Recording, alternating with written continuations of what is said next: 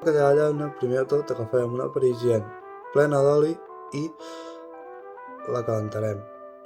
Mentrestant, tallarem el bacallà a porcions. Un cop l'oli estigui calent, enfarinarem el bacallà amb farina de cigró i el fregirem. Un cop fregit, el reservem.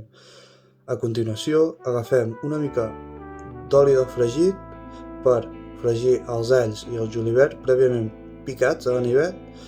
Un cop l'all estigui ros, li afegirem una cullerada de pimentó dolç i un raig de vi blanc ràpidament, perquè si no se'ns cremarà el pebre vermell dolç i ens agafarà un gust molt amargant. A l'hora de l'emplatat és molt fàcil. Agafem mongeta del ganxet, fem un llit i a sobre hi posem les porcions de bacallà i amb una cullerada li tirem l'oli vermell aquest que hem fet amb l'all, el julivert ben picat.